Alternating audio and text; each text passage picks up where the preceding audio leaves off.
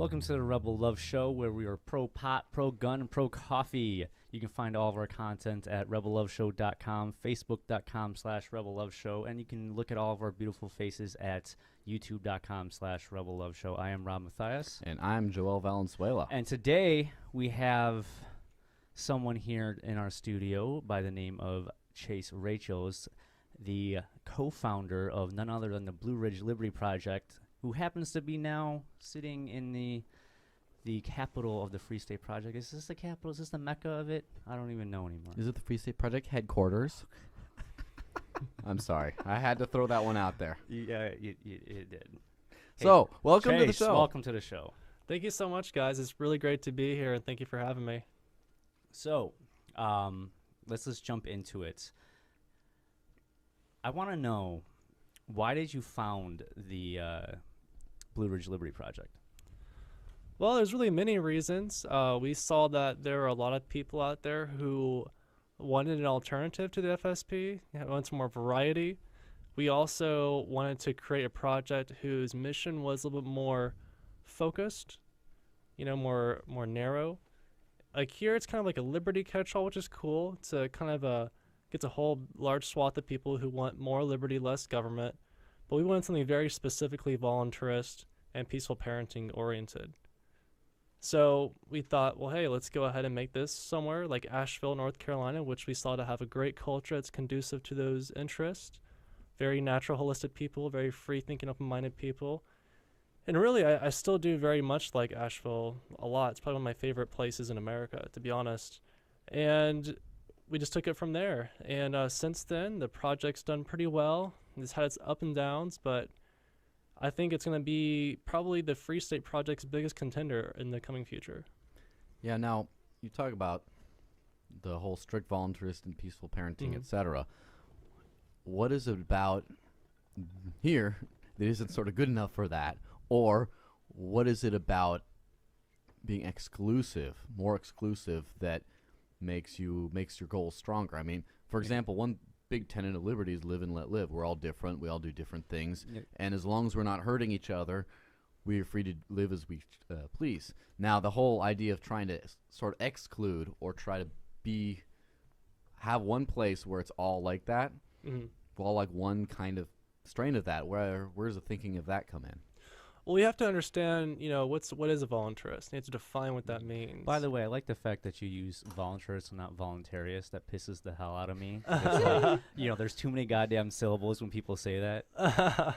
Yeah, no problem. So we got to think, what does voluntarist mean? It's literally someone who believes in the non-aggression principle and believes in private property rights.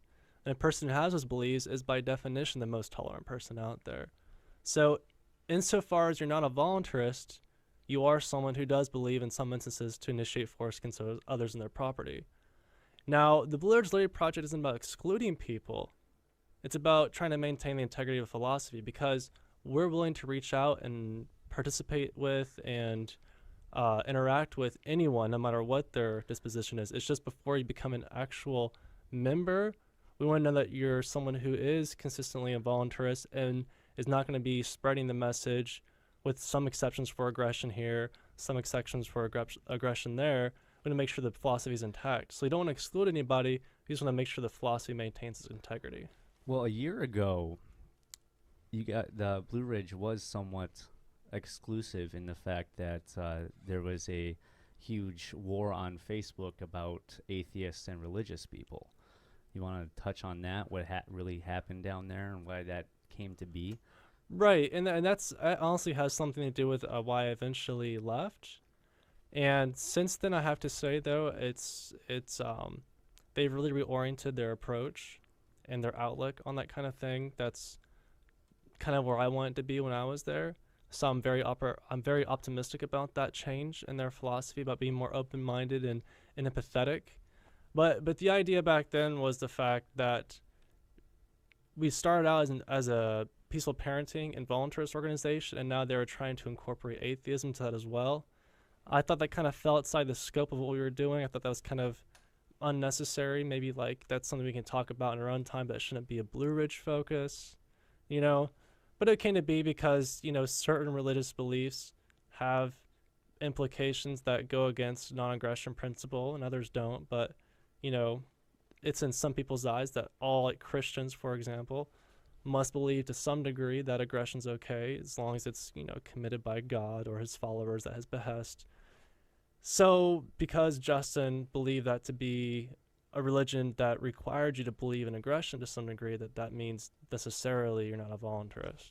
Well, like for me, like obviously as a voluntarist, I don't really care what someone believes in their mind as long as you're not pointing a gun at me or using any kind of violence. I don't really care. And in regards to the whole atheism thing, like I kind of take a non-issue on it in regards to what Blue Ridge was doing back then, because it's your guys' organization. Right. And if that organization chooses to be exclusive against people who are not atheist or not, that's their prerogative. If you don't like it, don't move there. Right.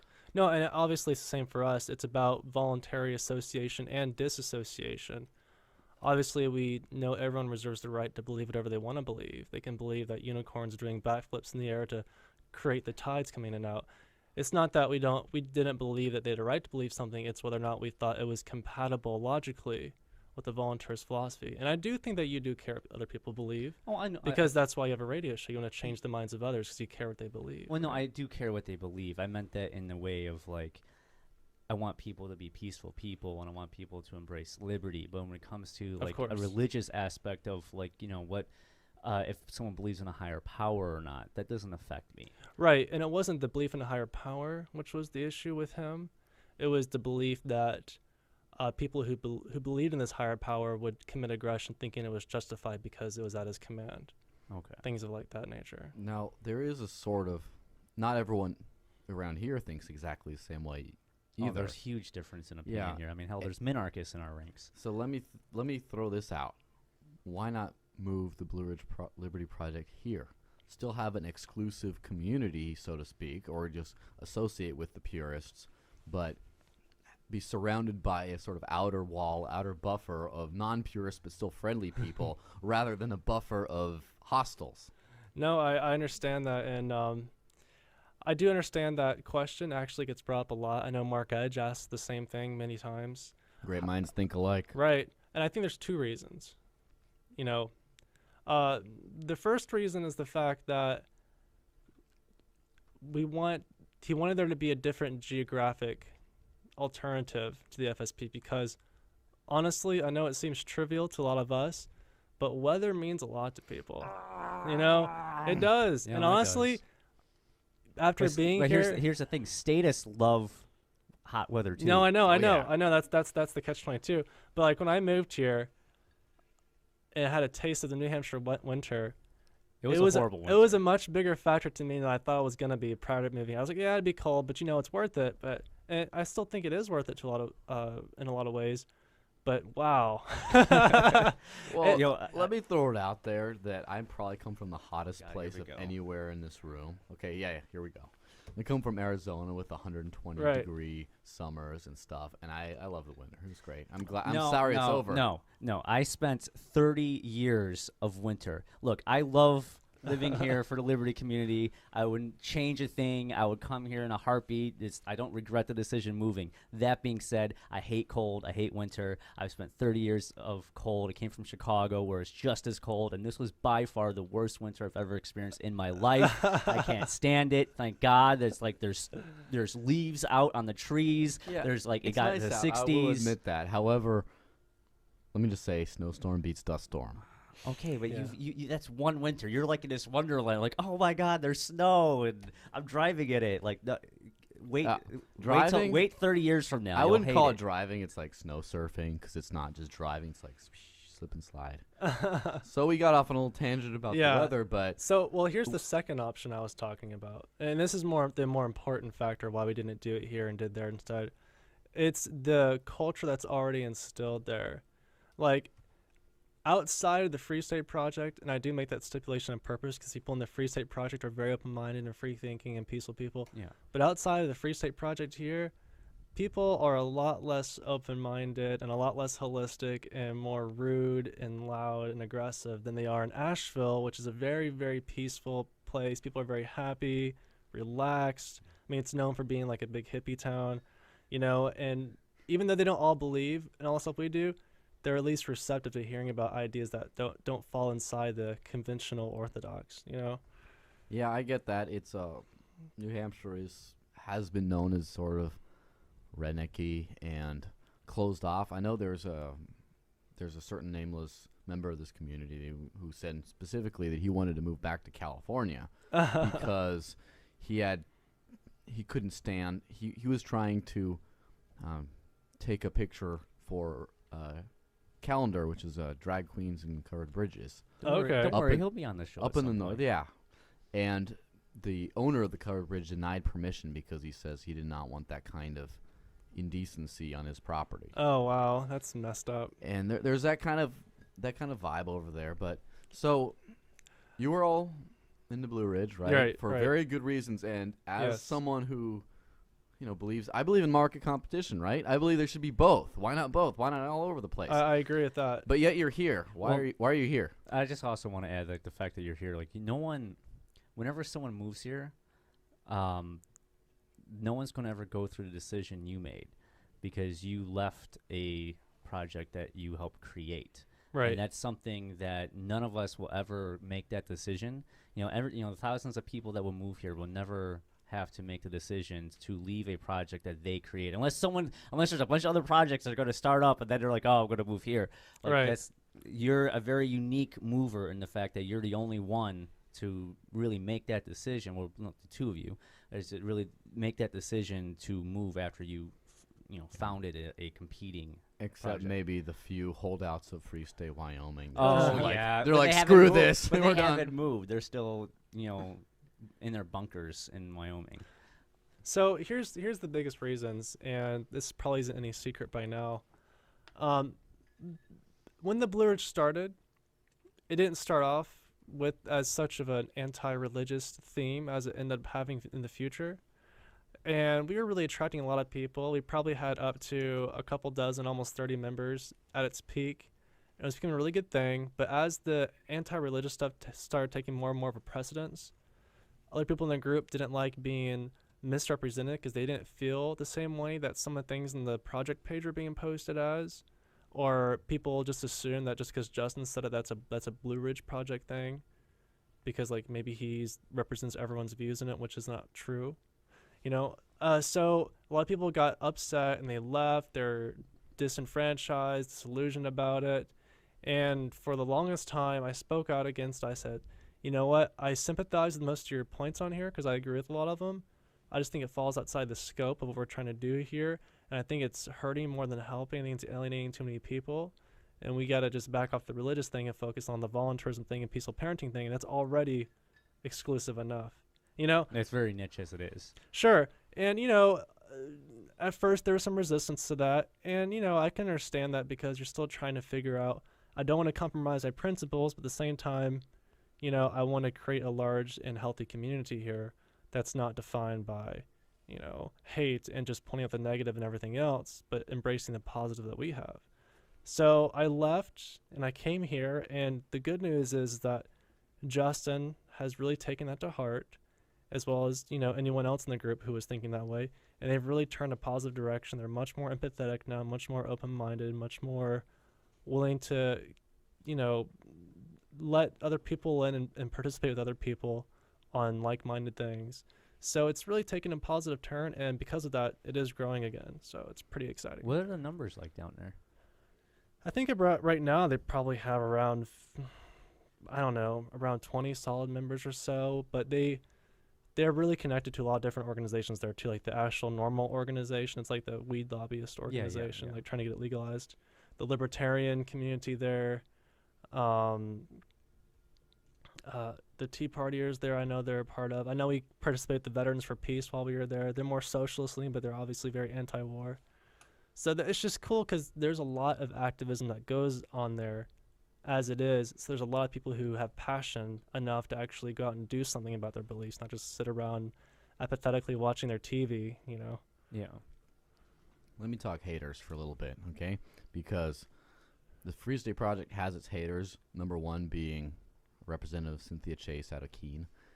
And She's running again, I know she was the reason I moved out. when it happened, when she said that Free Staters are the greatest threat to what she believes her vision of New Hampshire was, and she would do anything to limit our freedoms here to convince us not to come out, that was when I said, I got to move. Just today it broke. She's involved with some secret Our State project Yeah, I saw Ian organization that's specifically created to counter for the Free State Project. Interesting. And so now it's full circle now.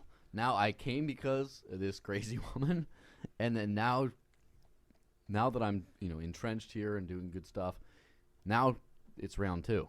It's the gift that keeps on giving. And what about the Blue Ridge? What are the haters like for that project? Well, see, that's one of the unique things about the Blue Ridge is that we don't conduct a lot of the same type of activism we do here as far as like the cop blocking is concerned or the other kind of like in-your-face public official stuff is concerned. It's more focused towards outreach, education, agorism, promoting the peaceful parenting stuff. So we don't really create many quote-unquote enemies doing that. Now, whether or not it's overall more effective at spreading the word, I don't know, but for that reason, we don't have many like our only enemies probably exist within the libertarian community who are just pretty raw about the anti-religious stuff in the past, which has since changed anyways. So Yeah, well, that's because here in the FSP there are people, even anarchists, that participate in elections and whatnot, and I don't know if that's a whole nother philosophical conversation whether or not they actually are anarchists participating within the system. But on top of that, you're right. A lot of people here are very confrontational in regards to liberty activism, especially with cop blocking, with 420 rallies, and all that jazz. It's pretty much more. There's a lot of civil disobedience, especially in the heyday of Keene, where a lot of enemies were made because we literally, got in people's faces a lot. Well, like the guest of the last episode right before you came on, he had just gotten out of jail. So there we go. So there's definitely a more raucous vibe over here a little bit. Oh, yeah. Now, about the whole violence thing, man, what is I wouldn't say the Blue Ridge position, but the position a lot of people in the Blue Ridge Liberty Project of defensive use of force. Are they on Ian Freeman's side or Chris Cantwell's side? Oh, I don't know what their sides are, but I can say that Take a bullet or cap a postman. I can say that obviously Postman. we're all libertarians, right? And part of being a libertarian, that kind of implies that you believe in private property rights and non-aggression. And part of those private property rights are private property rights over your own body. And having private property rights means you have the right to defend those rights. So if someone's aggressing against you, all libertarians and voluntarists believe you can ethically use self-defense to kind of prevent that harm or to mitigate it.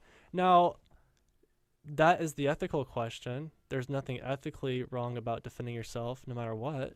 No, I completely agree with that. But what's the practical consequence of shooting a cop coming at you or shooting just, a mugger? My question is, where's your line in the sand? What do you mean? Well, everyone has their own line in the sand in regards to where they would use self-defense, all the way up to killing another person. Oh, okay. All right. Including a cop or any government official or whatnot. Or a rabid dog. Yeah. What's your line of sand? Where would you use force to defend yourself or your family? If I felt, well, it'd probably be higher for me than my family because I'm willing to take more risk with my life than with theirs. But if it was with me, I wouldn't use deadly force against someone unless I felt like my life was imminently threatened, like it was going to probably end if I don't do something about it. Mm-hmm. And at that point, I don't care who's using the force, whether it's a cop or an FBI agent or a mugger. Well, what if it wasn't your life ending? It's just that you're going to be in a cage for the next 40 years, 50 years. That sounds like a life ending to me. Me too. Yeah. What do you mean? Like, well, I'm getting arrested for 40 or 50 years? Yeah. Well, if you knew that was going to be the case. Yeah, I'd probably... I'm saying, like, if I get pulled over for a traffic violation, I'm not going to kill a cop. I'll just take I might fight it in court and do what I can in court to fight it, but I'm not going to kill a cop. Yeah, over if it's like 40 that. or 50 years, I'd probably use force. Yeah. Yeah. Yeah. Well, I guess. so would I. I guess if it comes to my life, My personal view on my life is it's just borrowed time. It's not like this precious thing to be preserved. No, we all die. I could die tomorrow for all we know. Well, I'm trying to live as if I'm going to die tomorrow. Exactly. And so if it's like 40, 50 years, that's my life's work is gone basically. And so I'd rather take a risk than do the assuredness of having my life work wasted. And basically, for the most part, though, is it going to be effective? Is it going to be the most useful thing there is in the current situation? Now, on that sort of note, we're talking a lot about violence today, right? Well, that's because it came up into the news. I mean, the fact that Larkin Rose and Josie Willis came out in support of Chris Cantwell attacking the FSP board and president today. Yeah, that's kind of rough. I try to avoid that divisiveness, but it's a subject of the conversation. It's out there in the libertarian sphere of what is on Facebook, which is, let's be honest, is the world of libertarian critique. Now, beyond hypothetically, Facebook-centric. Obviously, hypothetically, we're in favor of, for example, firearm ownership, etc. What about personally? Is that something that you're into? Like, no, it's something that I want to be into. It's not something I've gotten into, but something I have a very large interest in learning about. I want to be able to defend myself and catch my own food and kill my own food. I have a rifle. Self-sufficient. Yeah, exactly. I have a rifle. I just haven't learned how to use it yet. See, I have a mixed feeling on self-sufficiency. I think people should try and be self-sufficient as best they can. But if everyone was self-sufficient, all right, like a lot of things that we take for granted. I mean, this is a hypothetical. If like entire world society, everyone became self-sufficient, like today, like we wouldn't have Dunkin' Donuts coffee or division these mics. of labor, it's called. Yeah, that wouldn't exist. So, like, I'm all in favor of people being as self-sufficient as they can, but if every single person on the planet did that, there would be no division of labor. You have to make your own goods. There's 2 points to that. The first point is you're absolutely right. Division of labor is much more productive than everyone, just fending for themselves and self-sufficient. But it's not, when you say I want to be self-sufficient, I'm not saying that I'm going to live that way. It's I want to have the ability to do that if I need to. And the reason why looking at self-sufficient setups today, like with off-the-grid power in your house or chicken coops, it's not because we want that to be the next economic system, because that's less efficient, but because we want to be able to sustain ourselves during the economic collapse that's coming and until it's over with. Yeah, now So you're a prepper? Oh, yeah, I would really like to prep, definitely. Because, it's not a nuclear holocaust we need to concern ourselves with, or China invading. It's a collapse of society. It's an economic collapse. Yeah. Yeah, now my whole thing on self-sufficiency, now pardon the collectivist dialogue for a second here, is not so much that I need to be self-sufficient. I think we need to be self-sufficient, which is why I'm really down with the Shire Co-op as a way of having the local market. Well, it's kind of building our own free society type of thing. Yeah, as long as the free world is self-sufficient, I'm a little bit less worried about myself as an individual. I mean, as long as, like, myself and my neighbors and immediate family, as long as we as a we collectively are self-sufficient. Sure. That's what I care about. Yeah, definitely. And that's why probably the best solution is to find people you really, really trust, so you can have some of the benefits of division of labor while at the same time not require as much dependency on outside sources of sustenance. That's probably the best case scenario, but you really have to find people you really trust and you have very complementary skills. Now, right? Did you grow up a city boy or a country boy? Neither. Suburban. Where That's at? city boy. Grew up in suburbia. What suburbia did you grow up in? Well, I was a military brat, so I grew up all over, anywhere from South Georgia to the coastal Carolinas to Indiana, California. I mean, even sometime in the Philippines. So I'm not really from anywhere. I just Join the Front a club lot. there. You're from the planet Earth. yeah. The same place as all of us. Well, I grew up on a ranch in the northern Mexican mountains, and we're one of the first compounds, I guess, in the world to have a fully self-sufficient solar energy electrical grid. Oh, cool. And so we had I grew up all this stuff that's talked about in this community with raw milk and grass-fed free-range beef and stuff. That was just what was available to me growing up ever since I was a small child. And so I've kind of grown used to the amenities of civilized life. Oh, But good. it's like at the same time, I'm still like I don't have to wrap my head around these concepts of alternative self-sufficient living because that's what I grew up at. Well, you're you know? very fortunate then. That's great. Yeah. Most people don't ever experience that. I mean, I experienced, living in the basically poor neighborhood in the burbs of Chicago for most of my life. So I didn't grow up in different locations. I didn't grow up in on a ranch or anything like that, or experiencing self-sufficiency. Well, I think we've already well established which one is the cool one of us two. No, no. I'm cooler than that. Like, I jacked myself out of the Matrix. You kind of never were in it. So Well, hey, there's a difference. untested. You know what I'm saying? Well, I did jack myself out of the boondocks, and I managed to be able to, relate to civilization. Finally, I'm not like Jeremiah Johnson with the big beard and all that. Yeah, man. I mean, I used to be a neocon. I grew up in a military family. I joined the military myself after high school. I was in there for 4 years. So I think we were all in our unique kind of matrices. Yeah, at one I point. used to be a huge neoconservative and supporting the Republicans and all that. Oh, yeah. God. Well, I grew up in a very religious household. Well, my parents. Well, he was a Mr. Conservative here. He was Yeah. in the Bush administration, for God's sake. Oh, wow. Yeah, that was back in '08. I was interning for George W. Interesting. And I wear that as a badge of pride. No, you could say you wore it as a badge of pride like years before. That's too No. late in the game. It still is because it's like I've been there.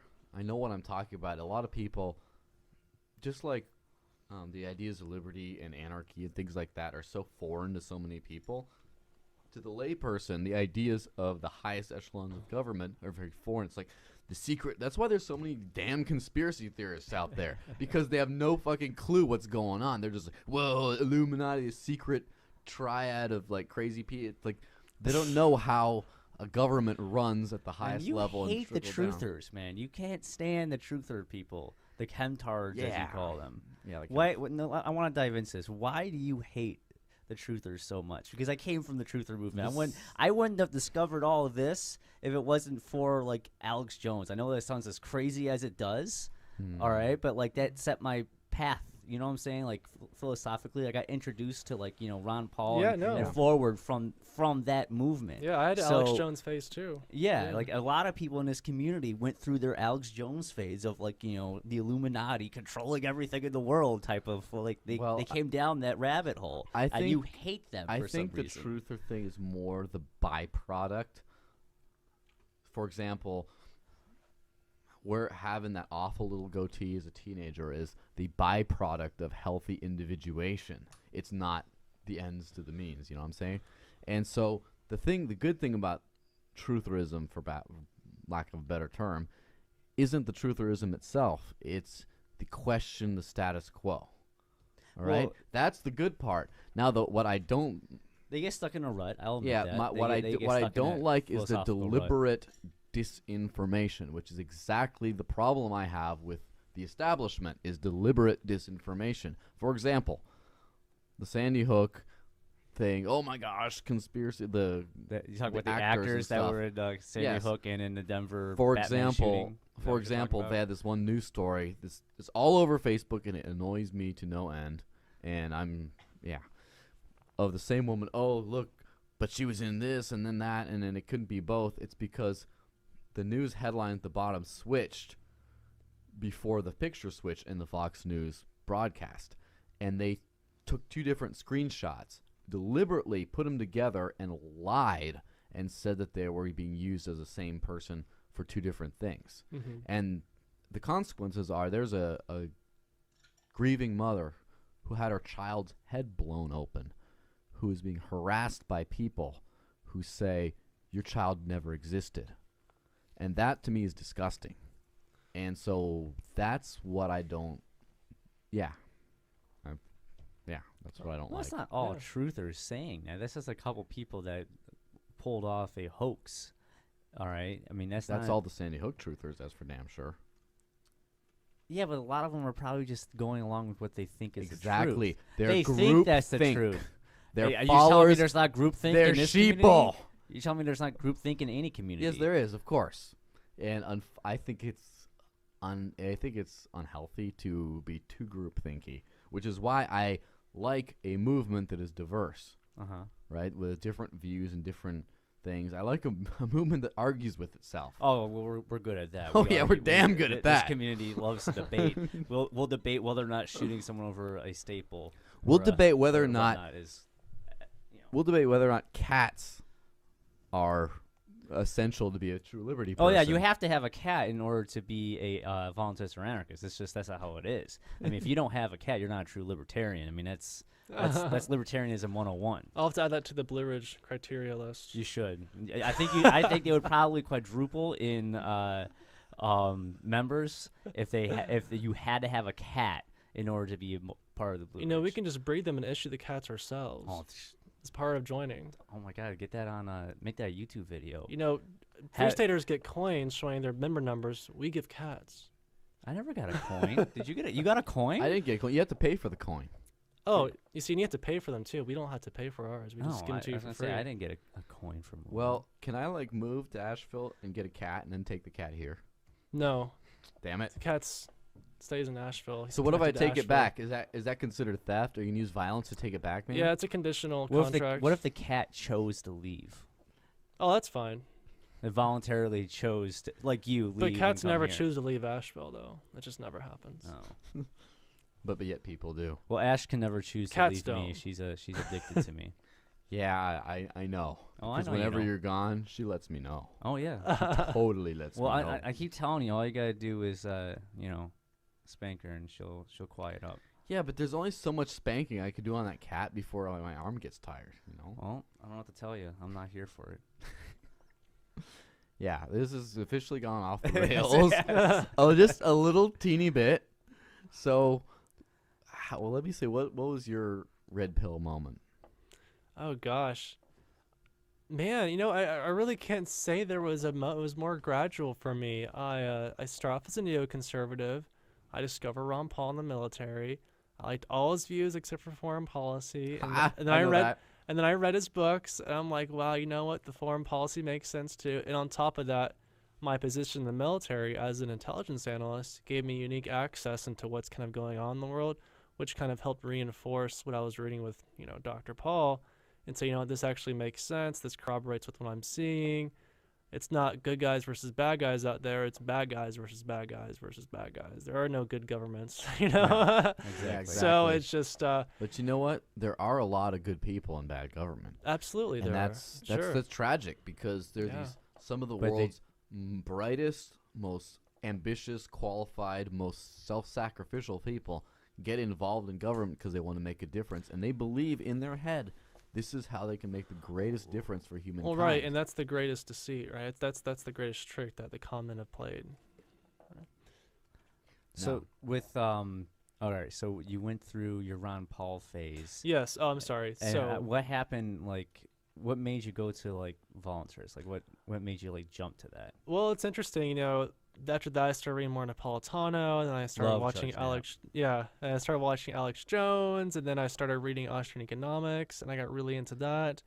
And I discovered this idea of anarcho-capitalism just before I got out of the military, and it was really interesting to me. And I was at the point to where I didn't think it could work, or I didn't know it could work, but I really wanted it to. I really wanted to believe that it could, but I need to have some sort of reason behind what I believe before I believe it. Yeah. That's just how I've always been. So I looked more into it. After I got out of the military, I discovered Stefan Molyneux. I think it was his video, How Much Government is Necessary? And after that video, I was like, okay, I've now tipped towards the anarchist side. I'm definitely more comfortable saying an anarchist than not an anarchist. So I've taken the plunge, and the rest is history, really. Yeah, story of your enslavement was really the Stefan Molyneux video that really put me over the, pushed me kind of over the top, Sure. over the edge in regards to just letting go of status. I'm like, yeah, I am a tax slave. God damn it. Absolutely. Yeah. Now my whole, I was I was raised in a unique situation because my mother is in one of those conservatives that's so hardcore that it's almost like libertarian. Mm-hmm. And so, for example, she would refuse to pay the income tax and things like that. She was a tax protester, and since she lived in Mexico, she could thumb her nose at the IRS all day long, and they couldn't come and get her. Right. And so I was also, from the time, as far as I remember thinking about currency, I was thinking the gold standard was the best way. Of course, Bitcoin didn't exist back then, right? And so I grew up in that whole world of I guess minarchist thinking, and I like to put it out there that a true minarchist is just an anarchist with less faith. All right, a true minarchist wants thinks government is evil, but thinks it's a necessary evil, and so we need as little as we can get away with is what we need. And the anarchist is just, well, we can get away with zero. And the minarchist isn't like, that's wrong. They're like, I don't think we can get away with that little, but it's wild theory, but if we can actually make that, I'm all on board.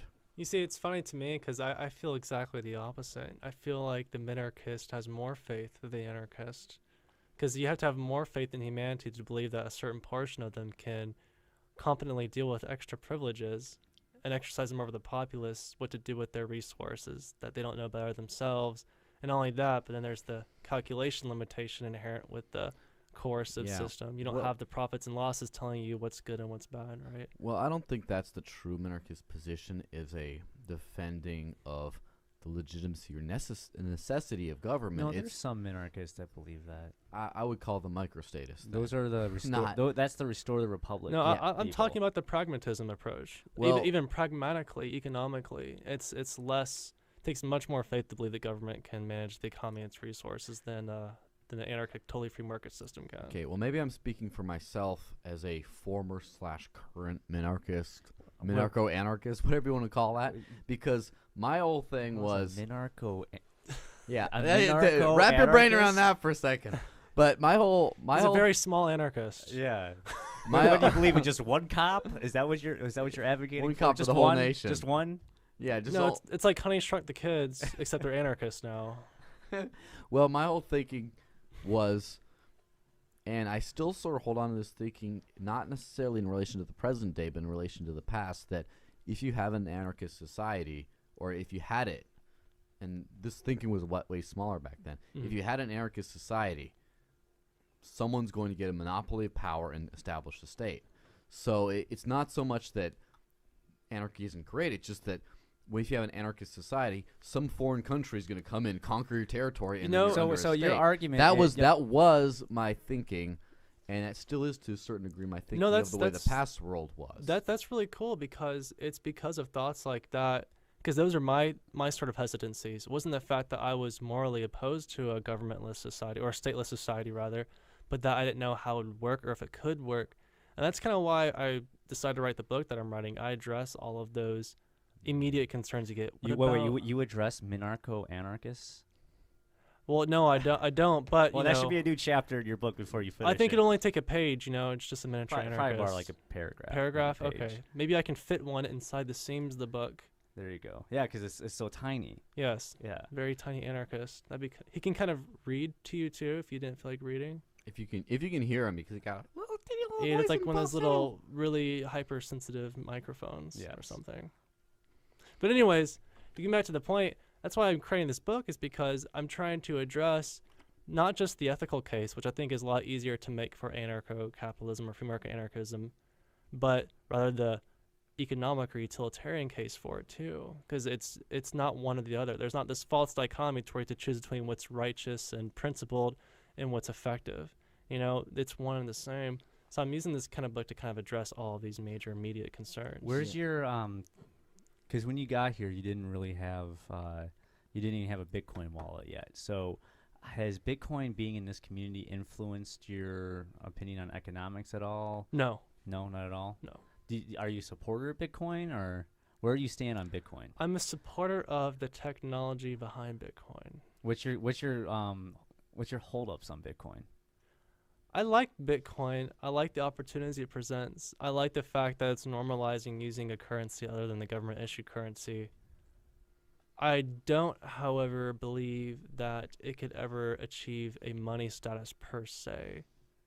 due to my economic understanding of what money is and how it comes to be and what enables its calculation problems are. I see we have a Wait, grin from an we Austrian in have. the audience right here. Do you want to jump in for a second and comment? No, okay. We'll save that then. Yeah, no, I've reflected, and trust me, I've kind of been over on the fence about this for a long time. Well, in an anarchist, voluntarist world that you want to, have, yeah. how would, what would be the medium of exchange within that? Oh, I can't predict it. It's just I know that what process it would have to go through to get to that status, but I don't know what it's going to be. I would say if I had to predict, most likely something like gold, and I would love to see a gold-backed Bitcoin, which kind of gets the low transaction cost benefits of Bitcoin and anonymity, Yeah. and also having that kind of market-produced currency. I'm with the other itself. way. I think cryptocurrencies, especially, Bitcoin's kind of like the first wave of it, but in the future, who knows whether cryptocurrencies will come out. Something can come out and completely replace Bitcoin. Dogecoin. No, please no Doge. No, yeah, Please no, no. don't get me wrong. I'm a big fan. I'm a big fan of the technology. I'm a big fan of applying it. But I see Bitcoin as being able to be used more as kind of like what the dollar was to the gold back then. It's just kind of a much more convenient way to exchange the money, which would be gold, in a much more efficient, less costly, anonymous way, secure way. Well, I agree with that, and Oh, I'm not against In there being terms- gold used. I'm just saying Yeah. that Bitcoin can be used as it's a currency that's not obviously controlled by any bank or any government. It already has That's true. anarchist principles to it Yeah. because it's just something that's available to the world via the internet. Right. There's no control really over it whatsoever right now. Yeah, and that's part of why I like it, because like I said, it's normalizing using private currencies, not depending upon government currencies. Now, I hope it doesn't take more credibility away from that than it gives if it's still remains volatile and very speculative, which I think it'll remain.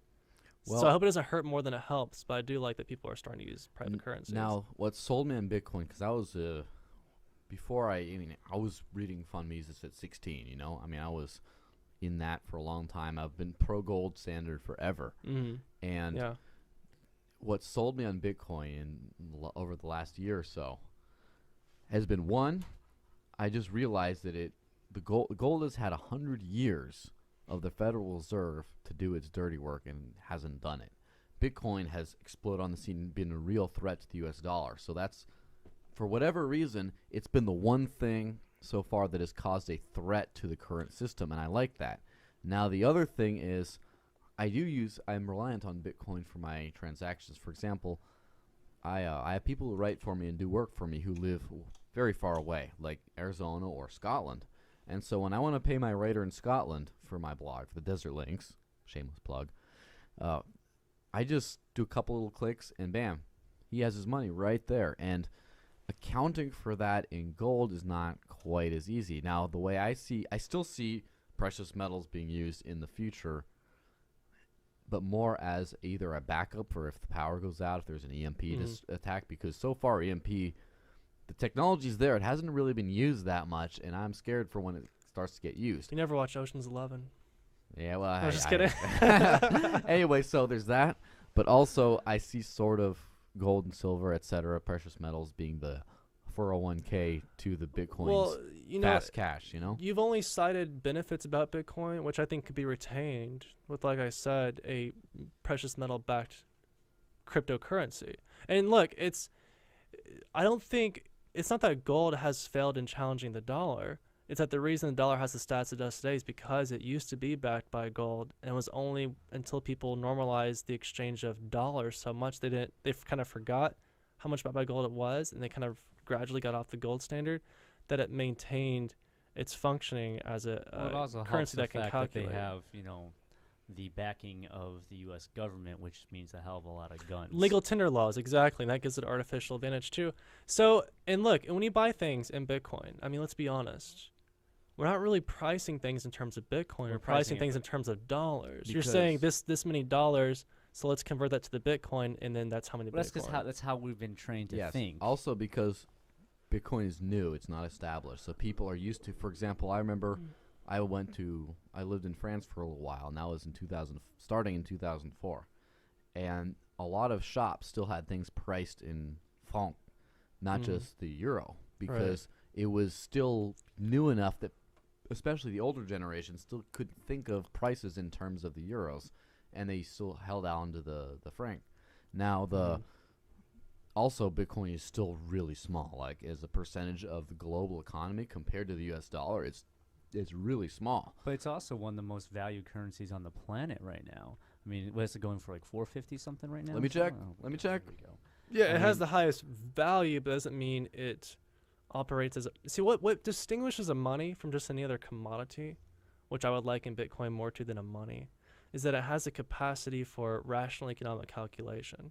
What do you In, mean or, by in that? order to, well, I'll tell you what I mean. So in order for money to arise, and this is called the regression theorem. It's in Austrian economics. What happens is people are bartering. They realize, oh, this is really inefficient. There's double quantitative wants. I have to happen to be the case that the guy who I want shoes from also wants the strawberries I'm making. So this is very much of a pain finding someone who wants that. So instead, I'm going to look for the most quote unquote saleable good in the market, trade my strawberries, and let's say it's gold for gold, and then use the gold to buy other things. And as this process occurs more and more times, gold becomes more and more recognized as this is the medium of exchange. But to get that initial status to use in the first place, it had to have already been traded in the market and obtained a market value beforehand. So it already had a pre-established ratio of that unit to other goods in the economy. So when you take a money and try to, on the onset, use it as a money, it doesn't work because you haven't had that pre-established opportunity to let the whole market trade it against all the other goods in the market, so it doesn't really have an objective price. You're just kind of arbitrarily saying it's money. So right now, Bitcoin is able to operate because you're basing it off of dollar prices, which is fine. I love that Bitcoin can transmit money and wealth anonymously and securely. Well- That's great. Well, but it's just not a money in you're, itself. You're in favor of precious metals. What are those compared to? Well, I just told you they derived their value in the market through people trading them before they were used as a capacity as money. They were chosen as a money because they're the most saleable good, because they I'm were saying seen as the today, visible good. right now, Yeah. we consider like the prices of gold and silver. The value of gold and Mhm. silver is based off the dollar, right now. No, like it's most- measured in the dollar. It's not based off the dollar. I wouldn't say that Bitcoin is based. Yeah, It's measured the same way. No, I'm not saying that Bitcoin. Okay, here's how it is. When we trade Bitcoin, when we pay for things in Bitcoin, we're using the dollar prices of those things to know how much Bitcoin to use. Not because we're just nostalgic and this just transition, but because the dollar has the calculational abilities to know what's the opportunity cost of placing a dollar for here, a dollar for there. How is that any different if I paid a service for you with silver? Because that's not different, because that's the same. That's what 'Cause I'm silver saying. can calculate because we have an objective idea. It's been traded in the market wide enough globally that we have a good understanding of the objective ratios between silver and other goods in society. just Whereas like- just- Bitcoin just kind of came into the market and we say it's money when it really hasn't had a chance to trade upon everything else. But just like Bitcoin, silver and gold fluctuate in value. They Sure. go up and down. they do fluctuate, but they're much more stable because they've had that preset values. So, Well, how so long? it's much how less long fluctuation. would it take, in your consideration, for Bitcoin to establish as a currency? I don't know if it ever can. Why? I just told you because it didn't go through that organic process. See, money is chosen organically. Bitcoin didn't come about organically in the fact that people chose it to be a money organically when it already existed. It was brought into existence for the very purpose to be a money. But money is chosen. Money is not made. You see what I'm saying? Yeah. So you no- don't make money. Money is chosen by the marketplace in an organic process. That's probably the best way I can describe it. And even though Bitcoin was created to be money, it was also chosen by the market at its current 492 value. But It's, the it's thing- based off of all the different the exchanges. reason that they chose that gold and silver were even in contention Yeah. for being chosen as money to begin with was because of their intrinsic value, their scarcity, which Bitcoin has all built in, but their scarcity and their intrinsic value for other purposes. Now, a lot of people, especially a lot of Austrians who are very nostalgic about precious metals, tend to look skeptically upon Bitcoin because there's nothing backing Bitcoin. And I disagree I because finally the come to yes. the miners are Well- backing well, Bitcoin. hold on a The second. processing power of the network the itself is thing. the backing of it. And I'm starting to, as my knowledge of Bitcoin expands, and I'm starting to realize that one thing that's backing Bitcoin is the unique utility that it provides. The way transactions are so instant and cheap, the way they are permanent as part of the public ledger, the way they are relatively anonymous, et cetera, those things. Now, the curveball there is, gold and silver became established because of their intrinsic value. Bitcoin has intrinsic value that Litecoin has, that Dogecoin has, that the new Scot coin, which a lot of Scottish nationalists are adopting, have. And it's like I'm finally getting to the point where I don't think I have all the answers. Well, and for me, I just don't like using their money. I Well, don't care if it's yeah. precious silver or gold or Yeah. Bitcoin or hell, even goddamn Dogecoin. All right, I don't like Heaven using forbid. Heaven forbid. Or lack that of heaven becomes forbid. like the gold standard of cryptocurrency.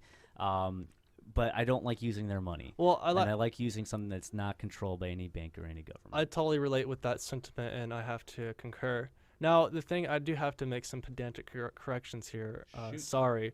But No nothing really has intrinsic value, right? That's a big Austrian tenet, is everything is subjective theory of value. And when I say objective value, what I'm really saying is that by the market choosing a price for something, is that the aggregation of people choosing through their subjective preferences, one good to use over another, is kind of how it came out to be. Now, we can observe what choices they're making, and that's why when I say it was objectively and organically chosen, this is the money, that's why it happened. So they didn't choose gold because it's intrinsically valued. They chose gold because most people subjectively sought to have value. And the more it was used as a indirect medium of exchange, the more it became valued as such. So, but the point is that it first started off as a commodity traded not for its money purposes, but for other purposes. And when they finally observed that it traded more than any other good in the market, that is what made them realize that it was the best candidate to become a money.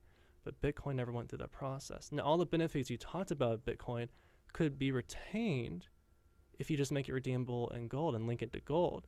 You can still trade your gold through Bitcoin. It's just say, this many Bitcoin is worth this much gold. You can still be anonymous and secure and low transaction costs. You don't have to sacrifice those now- benefits to do that. Now, I'm trying to wrap my head around all this. And of course, I've been thinking about this for months now. Mm-hmm. How would that transfer of because gold is physical, Bitcoin is like in the air. Right. It just can go across the whole globe in a matter of seconds. Gold Right. cannot. So Of course. where would the gold be during this whole transfer? Well, I mean, it could be there's no one. That's the beautiful thing with the market. There's no one answer. It could be maybe someone keeps a bunch of gold in the vault, and I've seen this before. Like I've bought in shares of gold in Swiss banks before and traded those shares, which represent portions of the gold which exist in a big, very secured vault. It could exist in someone's. I mean, it can exist anywhere. It's whatever the market determines. It doesn't have to exist in one spot or the other. Yeah, no, let's think hypothetically for a Right. second.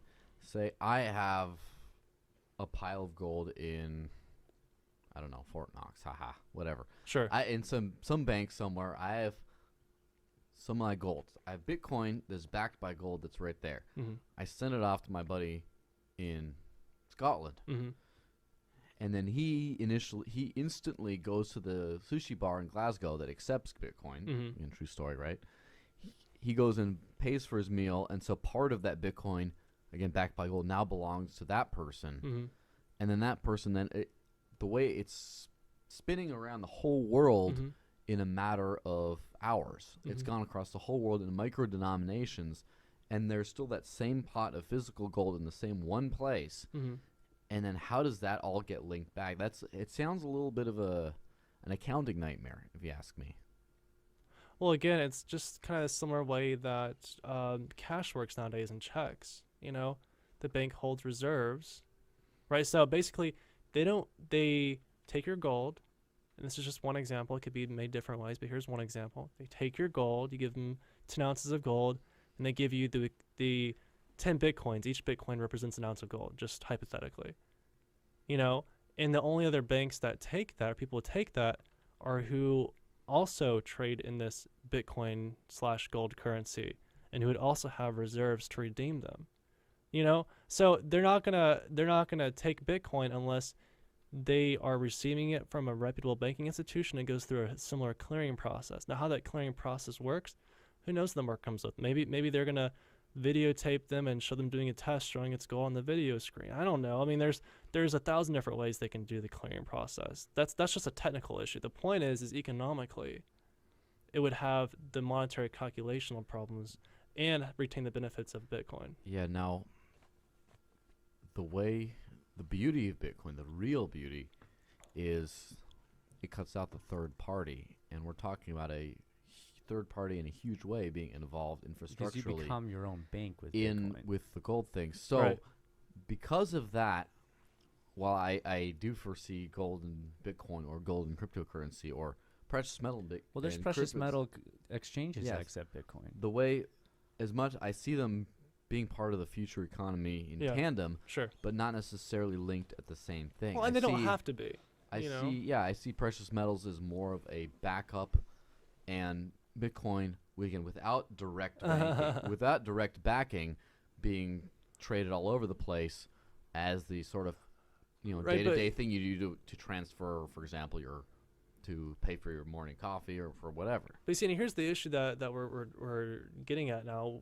You're being too hyper focused on the technical characteristics of Bitcoin and not focused enough on the economic characteristics of it. The technical characteristics are, yes, amazing and astounding. That's why I like it. But we're talking about the economic characteristics, i.e., does it have the ability to enable calculation? And calculation can only occur when a good that has been chosen for money has already been selected by the market, organically chosen, because it was already observed to be the most saleable good, which Bitcoin never was. It's only when a good can be the most saleable good that it has the best opportunity to be traded against all other goods, to have the most accurate calculations of opportunity cost. Because then most people accept it and it enters. I hope that makes sense, because it's not easy to explain very concisely.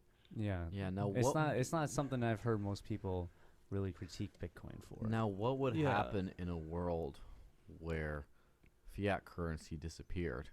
Like right now, today's world, would things be priced in gold or silver, or would they be priced in Bitcoin? And is there a world, again, cryptocurrency is new, right? Bitcoin is just the first and biggest kind of these online cryptocurrencies, Mhm. but there's others who, for example, like Litecoin, which, and then all plenty of other coins. There's the Mastercoin protocol on top of this. Mhm. Again, this is all way beyond my understanding. Yeah, well, we But- have to. And so I'm willing to believe that there are things that are going to come out that are more valuable and saleable than Bitcoin or gold or silver. And that very well may be the case, but the point is it has to go through the market process and be chosen. Gold isn't made, it's chosen. Right? And that's and not that just, could that's not a indeed happen. criticism against Bitcoin. Bitcoin is great. It's just an observation that Bitcoin as it is, it can't be a money. It can be used in the monetary process as a way to transmit money in a secure, anonymous, and low costly way. But it itself is not a money because it wasn't chosen to that market process. It doesn't have the ability to calculate on its own merits. Well, my whole thing is, if enough people choose it as that, wouldn't the market be choosing it? I mean, how many people need to start using cryptocurrencies until you would say that the market has chosen it? Well, sure, because Bitcoin was made as a money because it's already off. It's also a money transfer. Right, as but well. because it comes off the gates as a money already, it was never allowed the opportunity to discover what its value is compared to the value of all other things, irrespective of its use as a money, which is important because that kind of gives you an idea for its relative scarcity, meaning its demand in relation to its supply. It was never established. So it's virtually impossible to use as a reliable economic calculation tool, which is the very defining characteristics of money. The very advantage of money is it can be used to calculate opportunity cost for using resources. I think the jury's still out. on all that We'll see. because- We'll see what the especially future holds for because- Bitcoin. especially because the future is developing at such a rapid rate. I mean, Things are changing so fast. yes, changing so fast that we might have to scrap everything we know to a certain extent. in the future. Yeah. And then, like, for example, it might be 10 years from now, Bitcoin doesn't even exist anymore. There's something else that's not just some new cryptocurrency. Right. It's a new thing that's completely beyond what our concepts of currency, online currency, cryptocurrency, what anything is. Maybe we move into a world without scarcity because almost everything is provided. That's a whole nother episode. Well, right hey, there. So here's what we speaking- can all agree on, though, is that none of us are going to use force to try to defeat Bitcoin, defeat gold. Whatever happens is going to be the best thing that happens because it's going to happen in the market. It's going to happen through voluntary All right. choice and through respecting property rights. On that note, we're coming out. out. No, not out right now. Give me a second. We're going. Chase, where can everyone find you at? Where can people hit you up at? I have a couple places. The first place can be youtube.com/ANCAPChase. That's ANCAPCHASC. That's my YouTube videos. Also, firstdegreeliberty.podomatic.com. And I haven't had any content recently, but right now I've been writing a book, and I'm 2 chapters away from finishing. So look forward to that coming out, and I'll have more details on my Facebook about that later. Sounds Sweet. good. And you can find all of our content at rebelloveshow.com. Oh, also, both of us will be doing a live show of Rebel Love Show at PorkFest on June 26th at 1 p.m. at the media tent there. So if you're listening to this and you want to see our beautiful faces, please come and join us and watch us. And you can also find us at facebook.com/rebelloveshow and youtube.com/rebelloveshow. Thank you for watching. It's been a distinct pleasure sharing our deepest, most intimate, and most crazy and random thoughts and our cat with the world at large. So on that note, peace. Peace.